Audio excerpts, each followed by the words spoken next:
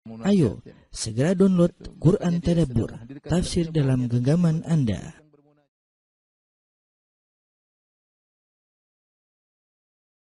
Bismillahirrahmanirrahim. Assalamualaikum warahmatullahi wabarakatuh. Alhamdulillahi ala ihsani wa syukru lahu ala taufiqihi wa amtinani. Asyhadu an la ilaha illallah wahdahu la syarika lahu ta'ziman li sya'ni wa asyhadu anna Muhammadan abduhu wa rasuluhu da'ila ridwani. Allahumma salli alaihi wa ala alihi wa ashabihi wa ikhwani. Para ikhwan dan akhwat, para pemirsa Roja TV, Radio Roja dimanapun Anda berada, kita menyambung surat berikutnya setelah kita selesai dari surat Saba. Sekarang kita bahas surat Fatir ya. Surat Fatir dikenal dengan dua nama. Yang pertama dikenal dengan surat Fatir karena di awal surat disebutkan lafal Fatir, alhamdulillahi fatiris samawati wal ard. Kemudian Fatir artinya menciptakan ya, bi ghairi misalin sabiq, yaitu menciptakan tanpa ada perumpamaan sebelumnya ya. Sebagian mengatakan menciptakan dengan cepat ya. Ya, karena fatara bisa juga artinya membelah ya. Infatar terbelah artinya prosesnya cepat sesuai dengan kehendak Allah Subhanahu wa taala. Demikian juga nama surat Fatir dinamakan juga dengan surat Al-Malaikah. Surat Al-Malaikah. Kenapa disebut dengan surat Al-Malaikah? Karena lafal Al-Malaikah disebutkan juga di awal surat Fatir, alhamdulillahi fatiris samawati wal ard ja'ilil malaikati rusulan uli ajnihatin masna wa thulatha wa ruba' yazidu fil khalqi ma yasha'. Di awal surat Allah sebutkan malaikat ya, di mana langsung disebut malaikat ya, kemudian disebutkan dengan sifat-sifatnya lafal malaikat. Ini tidak terdapat dalam surat-surat yang lainnya. Dan biasa para ulama ketika memberi nama pada suatu surat, mereka memilih lafal yang mumayyiz, yaitu yang membedakan dengan surat-surat yang lainnya ya. Dan surat Fatir ada dua lafal yang membedakan, itu ditinjau dari awal surat. Pertama ada lafal fatiris samawati wal ard. Yang kedua ada ja'ilil malaikati rusulan. Allah menjadikan para malaikat sebagai rasul-rasul, utusan-utusan Allah Subhanahu wa taala. Baik, ini dari sisi nama dua, surat Fatir, surat Al-Malaikah. Kemudian dari sisi dia Makkiyah atau Madaniyah, maka surat Fatir adalah surat Makkiyah. Sebagaimana sering kita sampaikan, surat Makkiyah itu surat yang turun sebelum Nabi Muhammad SAW berhijrah ke kota Madinah. Dan Tahir bin Ashur dalam tafsirnya menyebutkan di antara mahawir atau topik yang disampaikan dalam surat ini, di antaranya masalah wahdaniyatullah, tentang keesaan Allah Subhanahu wa taala. Demikian juga tentang kerasulan Nabi Muhammad sallallahu alaihi wasallam ya. Dan tentang al-ba'tsu, tentang hari kebangkitan. Dan ini adalah tiga perkara yang diingkari oleh orang-orang musyrikin Arab, dan biasanya surat-surat Makkiyah topiknya seputar itu. Yaitu membantah mereka yang melakukan kesyirikan, mereka mengakui Allah sebagai pencipta namun mereka tidak mengesahkan Allah dalam peribadatan. Yang kedua, mereka mengingkari Muhammad utusan Allah ya.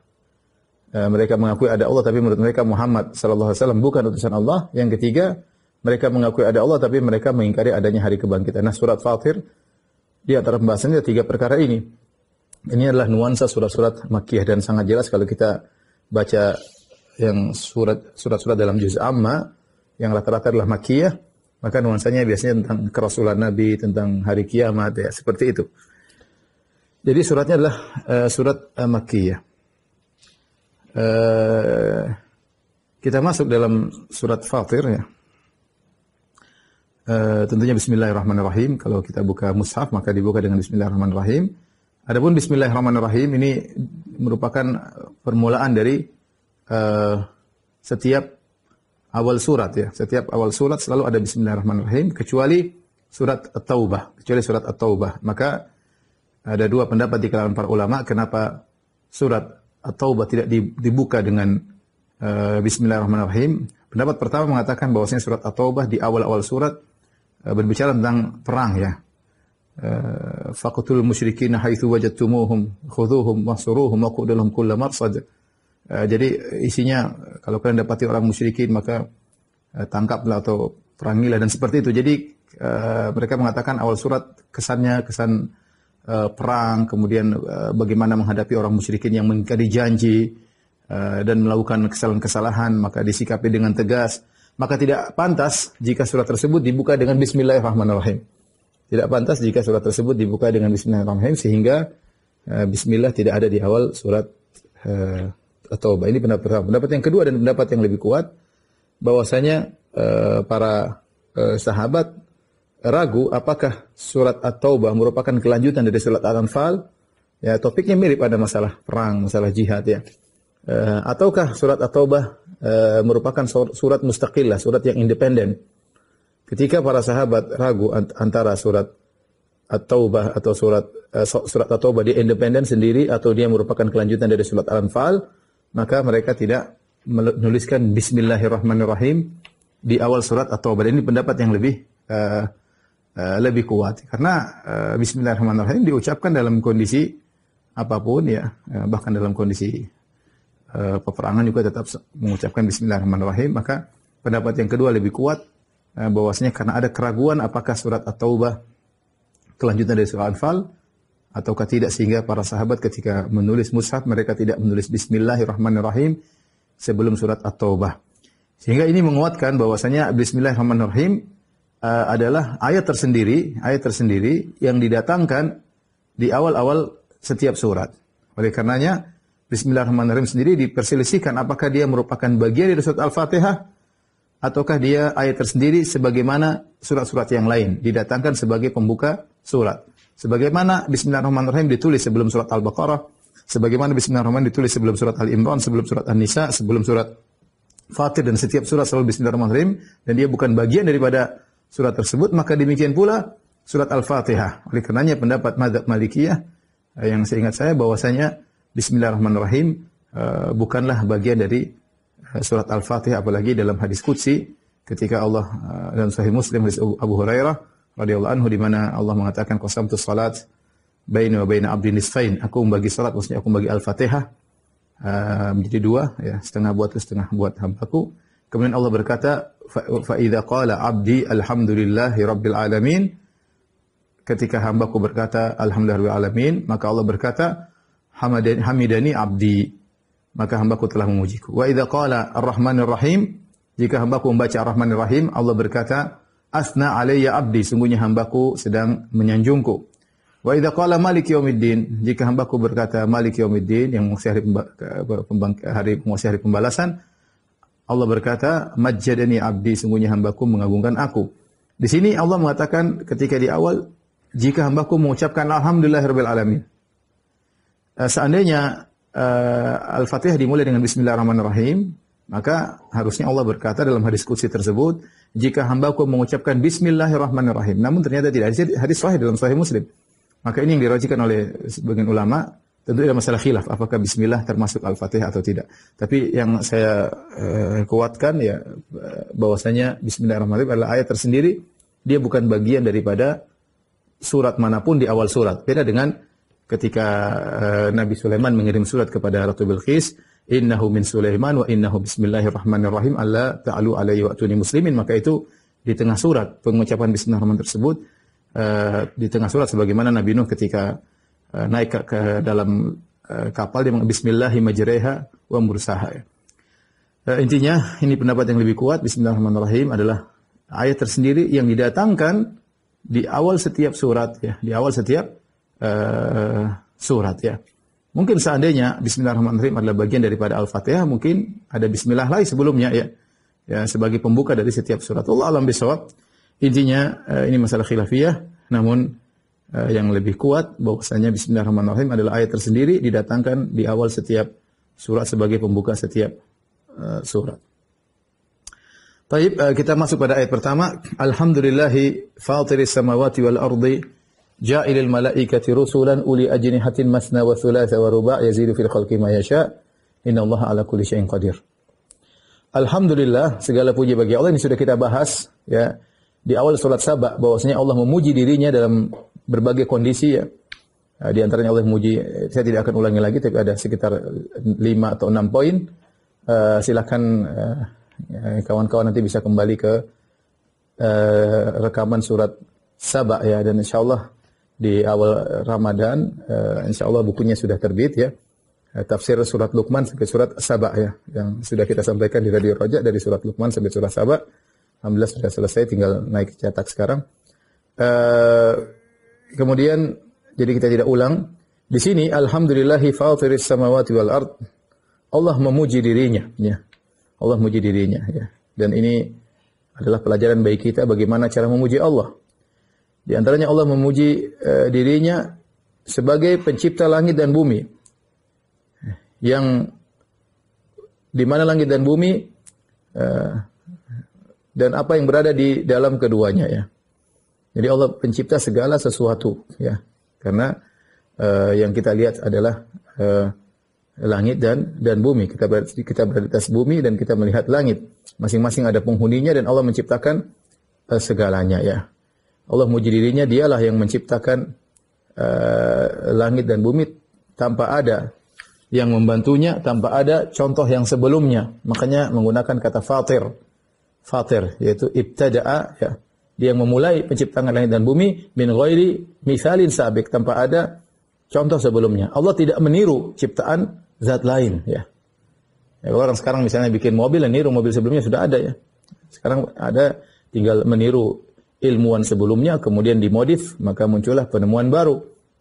Tapi Allah ketika menciptakan langit dan bumi dari tidak ada menjadi ada tanpa ada contoh sebelumnya, maka Allah menggunakan kata fatir. Alhamdulillahi fatiris samawati wal ard. Ini yang pertama ya. Allah mutafarrid, Allah beresa dalam rububiyah, dalam penciptaan langit dan bumi. Kemudian Allah mengatakan ja'ilil malaikati rusulan uli ajnihatin masna wa thulatha wa ruba'. Dan Allah menjadikan para malaikat sebagai rusul. Di sini ja'il bisa artinya khalaqa. Kalau khalaqa maka ja'ala hanya memansubkan satu maf'ul bih, seperti alhamdulillahilladzi khalaqa samawati wal ard wa ja'ala adh-dhulumati wan nur. Wa ja'ala adh-dhulumati wan nur dalam awal surat Al-An'am. Wa ja'ala adh-dhulumati wan nur, Allah menciptakan langit, menciptakan kegelapan dan terang, cahaya. Di sini hanya memansubkan satu maf'ul bih, maka ja'ala yang memansubkan satu maf'ul bih, maka maknanya khalaqa ya, maknanya khalaqa. Terus rusulan bagaimana? Rusulan adalah hal. Kalau kita maknakan ja'ala dengan khalaqa, maka rusulan i'rabnya adalah hal. Ini bagi yang mengerti bahasa Arab tentunya. Tetapi kebanyakan ahli tafsir mengatakan ja'ala di sini maknanya la sayyara, yang memansubkan dua maf'ul bih. Ja'ilil malaikati rusulan. Ya, jadi dia adalah isim fa'il ya'malu amal al-fi'li ya, ja'ilil malaikati, yaitu menjadikan malaikat sebagai rasul-rasul.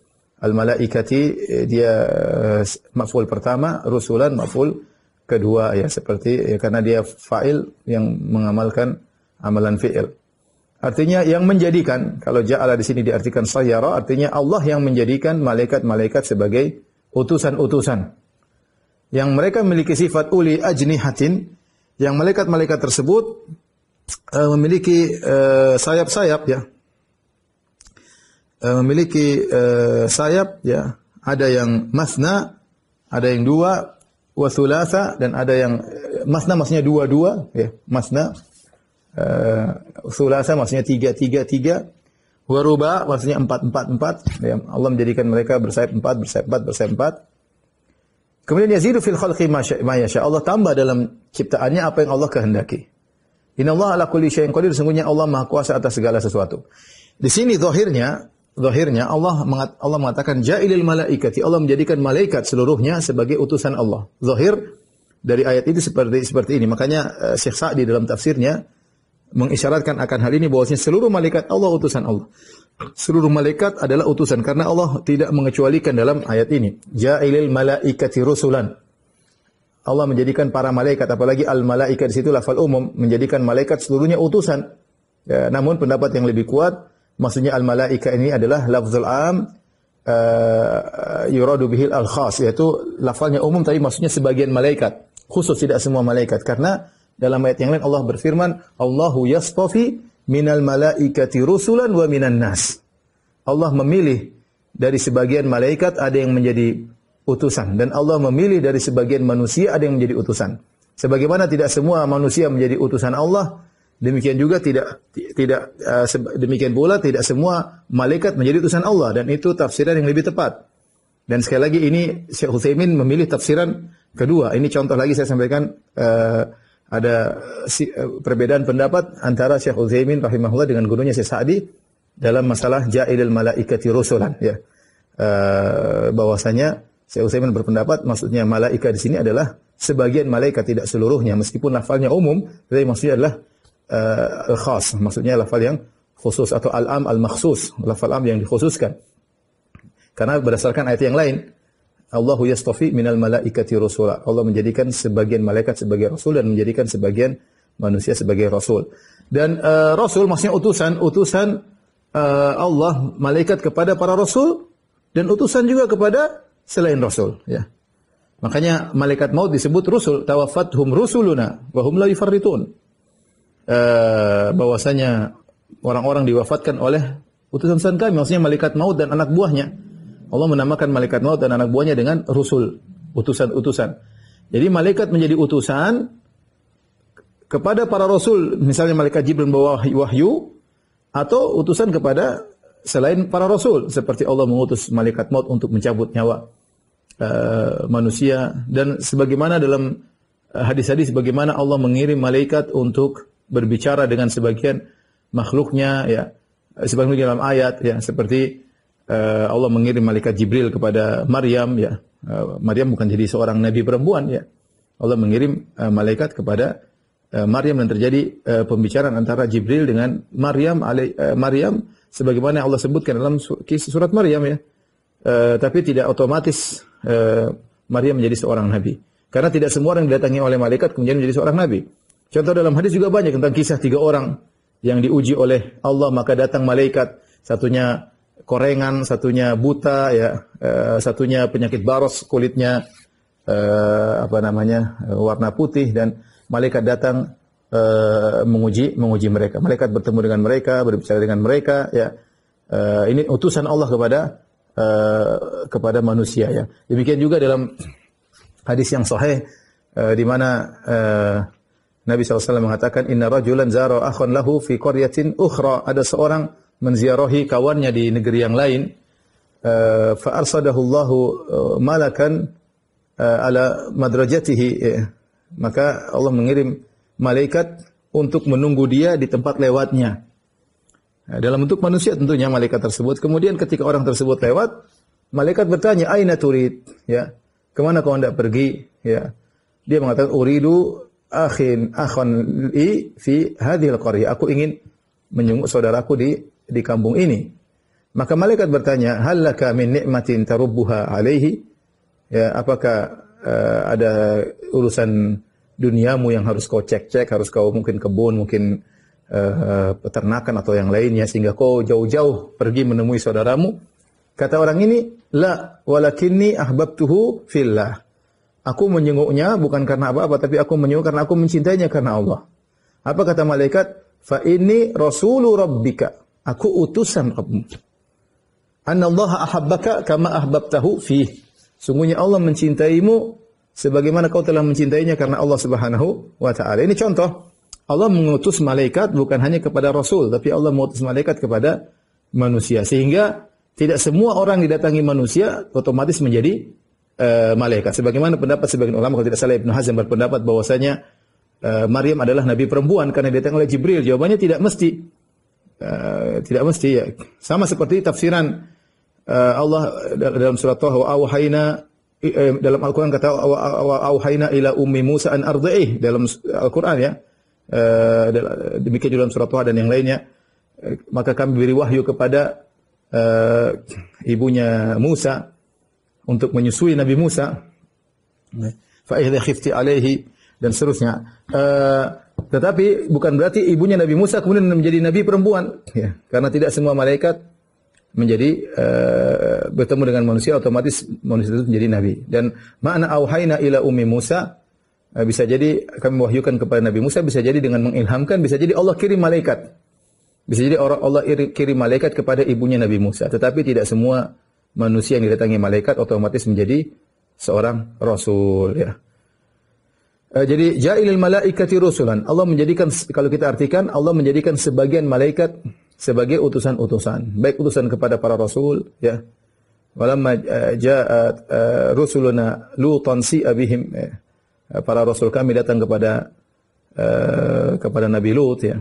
Jadi terkadang para malaikat diutus kepada para anbiya, terkadang malaikat diutus kepada sebagian manusia. Sifat-sifat mereka, malaikat di sini uli ajnihah. Mereka memiliki sayap, ya. Dua-dua, ya. Tiga-tiga, empat-empat, ya. Dan ada yang lebih daripada itu. Seperti malaikat Jibril alaihissalam. Yang lahu sittu mi'a janah. Di mana malaikat Jibril memiliki 600 sayap. Kalau dia bentangkan satu sayap saja, saddal ufuk, maka akan menutup cakrawala. Satu sayap saja dibuka oleh malaikat Jibril, cakrawala tertutup. Artinya orang melihat di langit dipenuhi dengan sayapnya malaikat Jibril. Berarti betapa dahsyatnya malaikat Jibril, ya. Memiliki 600 sayap dan indah, ya, disebutkan bagaimana nampak warna-warni ketika dia buka sayapnya, nampak warna-warni, makhluk di luar bayangan kita, ya. Allah aja menciptakan. Kadang kita lihat ikan hias begitu indah, kita lihat hewan begitu indah, kita lihat ikan di lautan begitu indah, lihat bunga begitu indah, ya. Kita lihat manusia juga begitu indah. Bagaimana ya Allah menciptakan malaikat dengan kekuasaan Allah, malaikat Jibril yang begitu indah, luar biasa. Ketika dia bentangkan sayapnya, maka keluar warna-warni yang indah dari sayap malaikat Jibril. Makanya setelah itu Allah berfirman, yazidu fil khalqi ma yasha.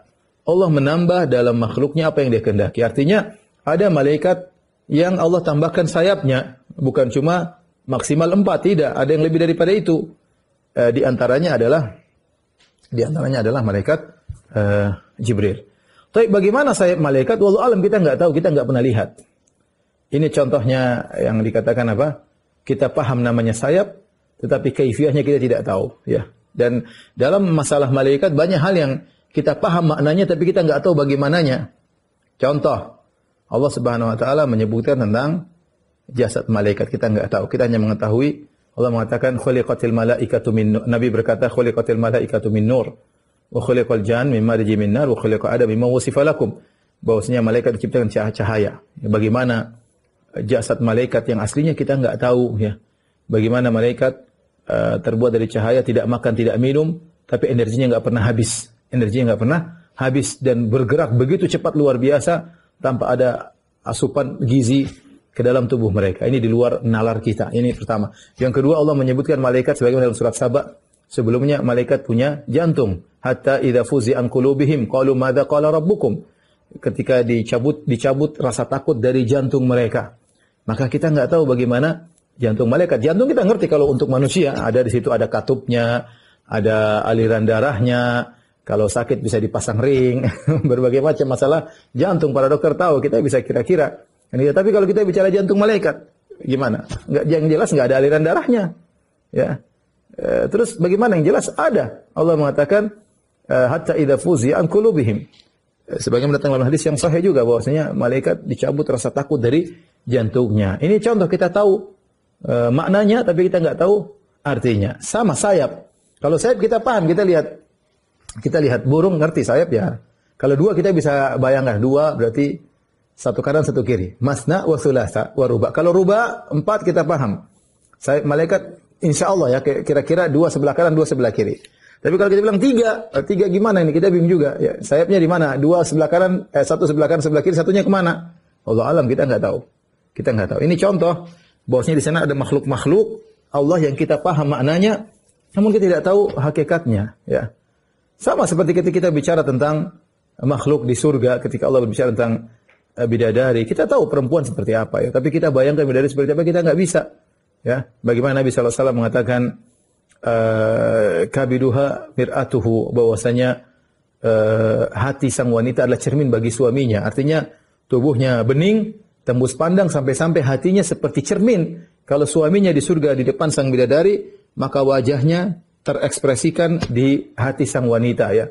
Bukan cuma kata orang kamu di hatiku, enggak, benar-benar wajahnya muncul di hati sang wanita tersebut karena Nabi mengatakan kabiduha mir'atuhu, bahwasanya hati sang bidadari adalah cermin bagi sang lelaki. Makanya Rasulullah SAW juga bersabda, begitu beningnya tubuh bidadari sampai kata Nabi, yura mukhu saqaiha min wara'il lahmi minal husni. terlihat sumsum betis sang bidadari di balik dagingnya karena saking indahnya ya. Kita nggak bisa bayangkan, kita bayangkan kelihatan sumsum kita ini apa, mengerikan, ini gendruwo kali, bagaimana sumsumnya kelihatan. Tapi Nabi mengatakan untuk menghilangkan hadza tawahum, untuk menghilangkan praduga yang salah, Nabi akhirkan hadisnya dengan berkata minal husni, saking cantiknya. Nah, dan ini dibawa oleh Ibnu Taimiyah rahimahullah dalam Tadmuriyah. Tatkala kita berbicara tentang makhluk, sebagian makhluk kita nggak tahu hakikatnya, meskipun kita paham maknanya. Maka bagaimana lagi tentang Allah Subhanahu wa taala? Kita paham tentang Allah Maha melihat, Allah Maha mendengar, Allah punya wajah, Allah punya tangan, Allah punya jasad. Ya, bagaimana kita nggak tahu, tapi kita paham makna-makna tersebut. Ya, kita paham makna-makna tersebut. Contoh istawa di atas ya. Kita paham makna di atas ya. Tapi bagaimana ini kita nggak tahu, karena istawa makhluk juga berbeda-beda. Ya, seperti dalam Al-Quran ada namanya litastawu ala zuhurihi ya. Kalian agar berada di atas pundak hewan ya. Istiwanya seorang di atas pundak, di atas punggung hewan, ada bentuknya sendiri. Kemudian juga Allah berfirman tentang Nabi Nuh, wa idza stawaita anta wa man ma'aka 'alal fulqi faqul alhamdulillahilladzi najjana minal qaumidz zalimin. Dan jika engkau telah beristiwa, wahai Nuh, engkau dan pengikutmu beristiwa di atas kapal. Nah, ada istiwa model lain. Istiwanya Nuh dan pengikutnya di atas kapal. Istiwa ini makhluk dengan makhluk beda. Ada lagi istiwanya kapal Nabi Nuh di atas gunung Al-Judi. Wastawat 'alal Judi. Kata Allah, maka kapalnya Nabi Nuh istiwa di atas gunung. Ya. Maka ketika itu, ini 3 istiwa yang semuanya makhluk dan berbeda-beda. Kita paham istiwa di atas. Istiwa di atas ala dan ada istiqrar, ada ketenangan ya. Tapi beda antara istiwanya seorang di atas punggung hewan, beda bentuknya, karena bentuk istiwa tergantung siapa yang di atas, siapa yang di bawah, itu mempengaruhi. Kalau kita tahu siapa yang di atas, siapa yang di bawah, maka kita bisa bayangkan, oh istiwanya seperti ini. Ketika kita berbicara tentang istiwanya Nabi Nuh di atas kapal, kita ngerti, oh kapal datar, Nabi Nuh istiwa, maksudnya dia sudah di atas kapal, berdiri atau duduk. Kita bisa bayangkan, karena kita tahu Nabi Nuh manusia, kapal seperti apa, berarti istiwanya kita ngerti. Ketika kita bicara fastawat 'alal judi, kapal Nabi Nuh istiwa di atas gunung, kita bisa paham, oh ini banjir sehingga akhirnya kapalnya nongkrong di atas gunung. Kita bisa ngerti kira-kira seperti apa, karena kita tahu bentuk kapal, kita tahu bentuk gunung. Ketika kita berbicara tentang istiwanya Allah di atas arsy, ya sudah, kita nggak tahu, kita paham maknanya. Tapi bagaimananya, kita nggak bakalan tahu, karena kalau Anda ingin tahu bagaimana istiwanya Allah di atas arsy, Anda harus tahu Allah seperti apa, Anda harus tahu arsy seperti apa. Baru Anda bisa membayangkan.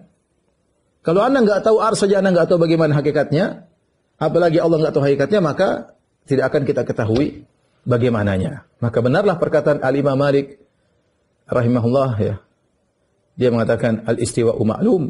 Istiwa adalah diketahui, maklum, dimaklumi. Diketahui. Sebagian ahlul bidah mengatakan maklum fi lughatil Arab atau maklum fil qawamis. Katanya maklum ada di kamus ya. Enggak, maklum maknanya diketahui. Ya. Al-istiwa maklum diketahui. Wal kaifu majhul. Adapun bagaimananya tidak diketahui. Ya. Makanya Imam Malik menetapkan makna dan menolak kaifiyah. Kalau asalnya tidak diketahui maknanya, maka tidak perlu menolak kaifiyah. Maka Imam Malik mengatakan al-istiwa'u ma'lum, istiwa diketahui, wal kaifu majhul, adapun bagaimana yang tidak diketahui, wal imanu bihi wajib, beriman akan istiwanya Allah adalah wajib, was su'alu anhu bid'ah, dan bertanya bagaimananya adalah bid'ah. Ini segala intermezzo, kita kembali kepada malaikat. Maksud saya, malaikat kita tahu maknanya, dia dari cahaya, kita ngerti cahaya itu kira-kira seperti apa, kita tahu makna jantung, kita tahu makna sayap. Tetapi ketika kita bicara bagaimana sayap malaikat, kita nggak tahu. Bagaimana jantung malaikat, kita nggak tahu. Dan kita tidak bisa ngebayangkan. Kebayangan pasti keliru. Ya. Yazidu fil khalqi ma yasha. Dan Allah menambah dalam makhluknya apa yang dia kehendaki. Di sini ada 2 tafsiran. Tafsiran pertama maksudnya berkaitan dengan jumlah sayap malaikat. Yazidu fil khalqi ma yasha. Allah menambah sebagian malaikat jumlah sayapnya. Seperti malaikat Jibril dengan jumlah 600 sayap. Dan banyak ulama menafsirkan secara umum, artinya Allah menambah pada sebagian makhluknya kelebihan yang Allah kehendaki. Contohnya seperti manusia dengan makhluk yang lain ya. Kita manusia berdiri dengan tegak, belum ada makhluk yang berdiri dengan tegak ya. Orang utan pun masih agak membongkok ya.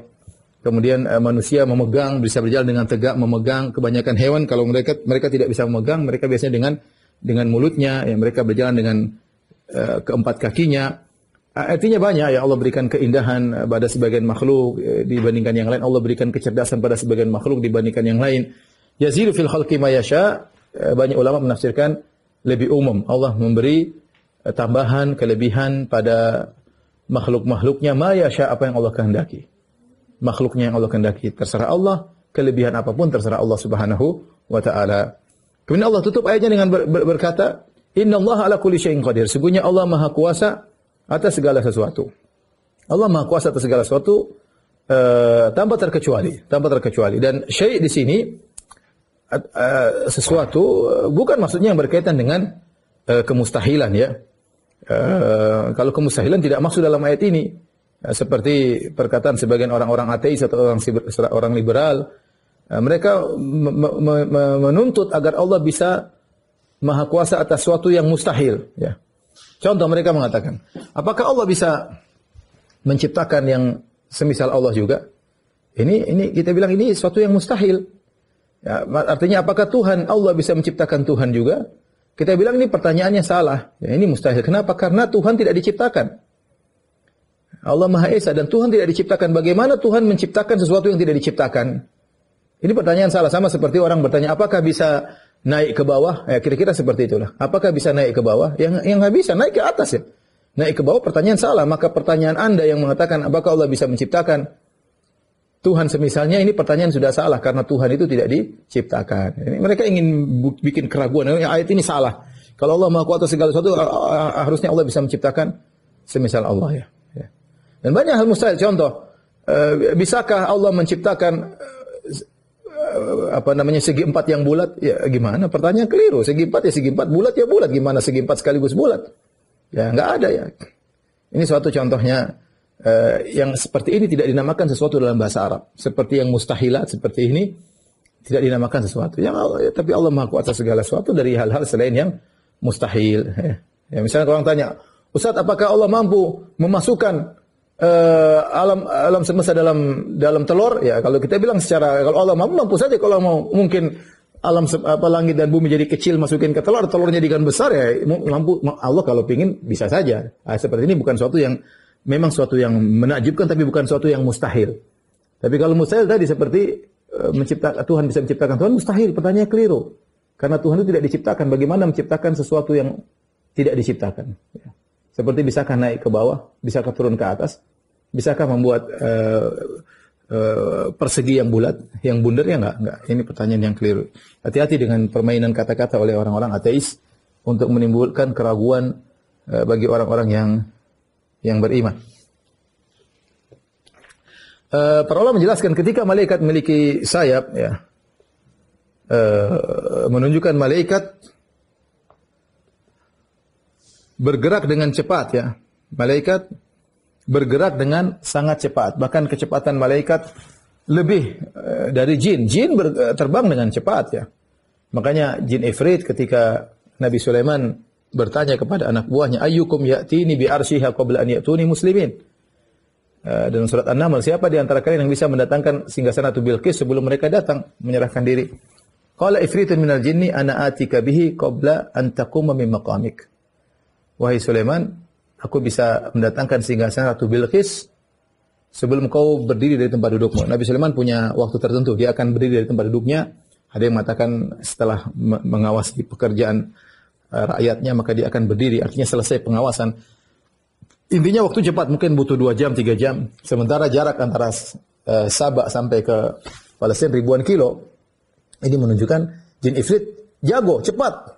Terbang dari sana, kemudian berarti kan dia terbang 2 kali dari Palestina, terbang ke Sabah, balik lagi bawa angkat singgasana balik ke Palestina. Double.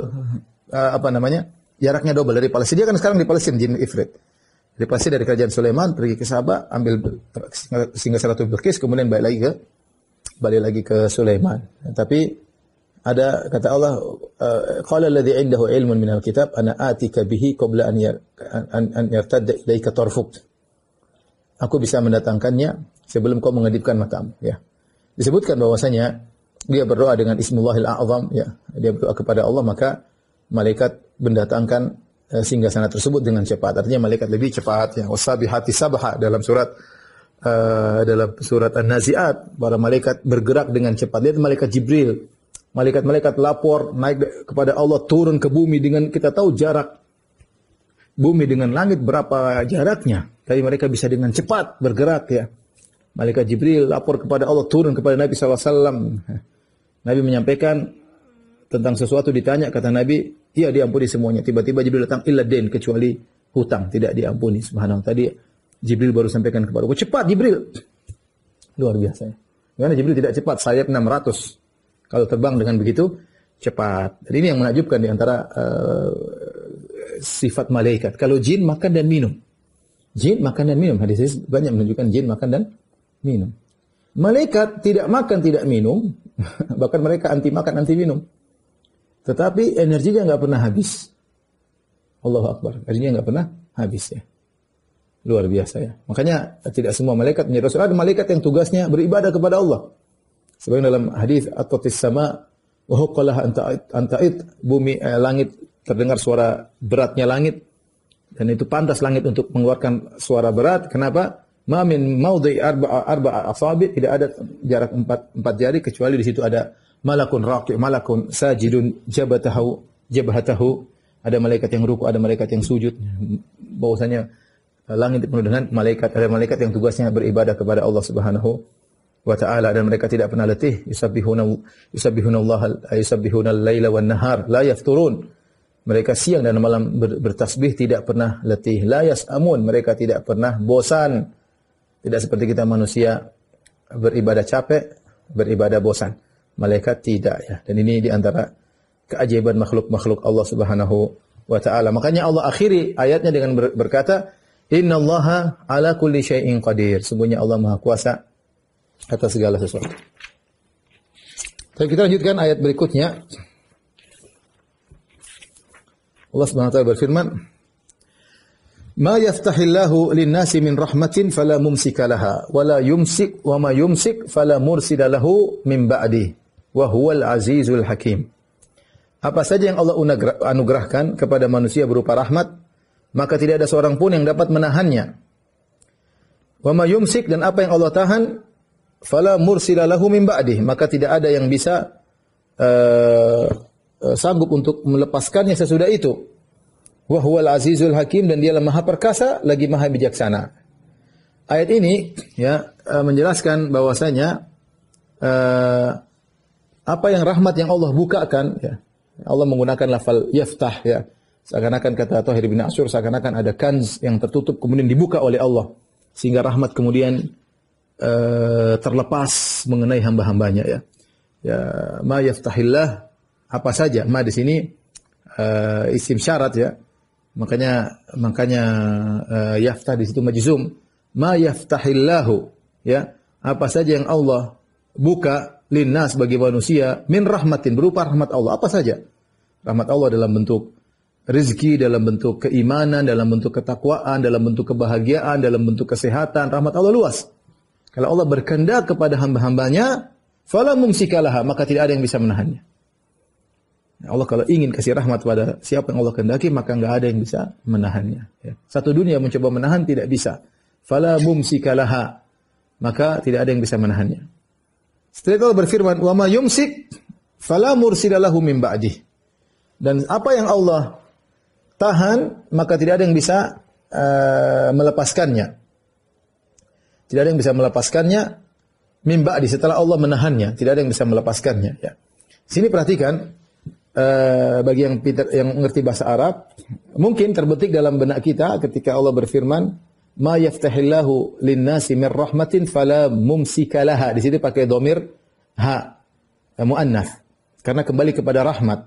Apa yang rahmat yang Allah lepaskan, rahmat muannats, maka tidak ada yang bisa menahan rahmat tersebut. Makanya fala mumsika laha. Kemudian mungkin kita terbayangkan setelah itu Allah berfirman, "Ma yumsik fala mursila laha." Harusnya demikian. Dan apa yang Allah tahan, maka tidak ada yang bisa melepaskannya. Ternyata Allah tidak menggunakan dhamir muannats. Allah menggunakan di situ dhamir mudzakkar, ghaib. Wa ma yumsik fala mursila lahu. Allah tidak mengatakan laha. Hu ini kembali kepada siapa? Dhamir ini kembali kepada wa ma. Dan apa yang Allah tahan, maka tidak ada yang bisa melepaskannya. Oleh karenanya tidak hanya terbatas pada rahmat yang Allah tahan. Maksudnya di sini ayat lebih umum. Kebaikan atau keburukan yang Allah tahan, maka tidak ada yang bisa melepaskannya.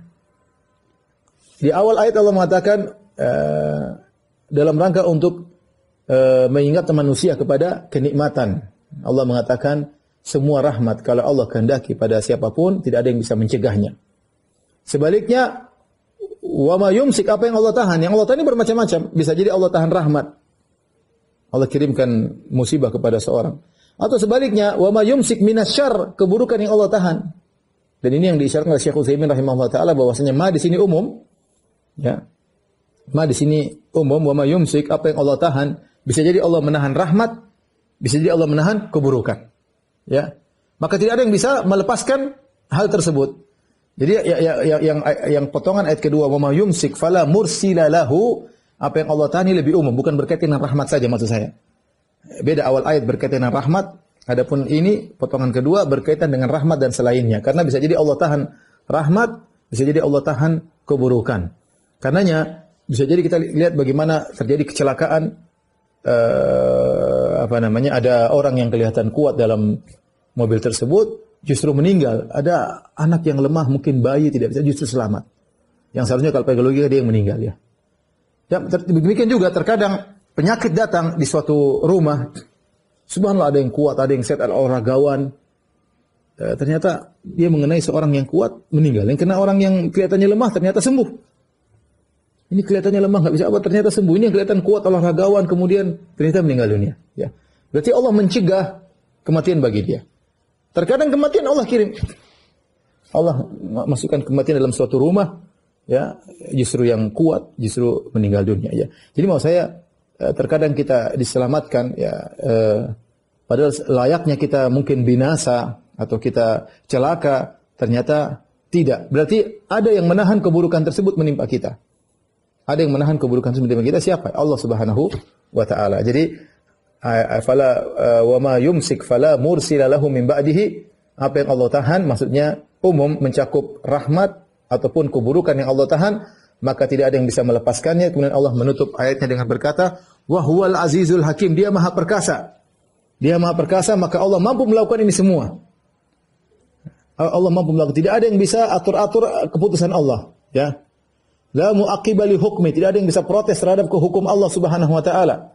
Allah ingatkan, Allah yang ngatur masalah rahmat, masalah azab, masalah bencana, semuanya aturan Allah. Tidak ada yang ikut-ikutan, tidak ada yang bisa protes, tidak ada yang bisa merubah-rubah.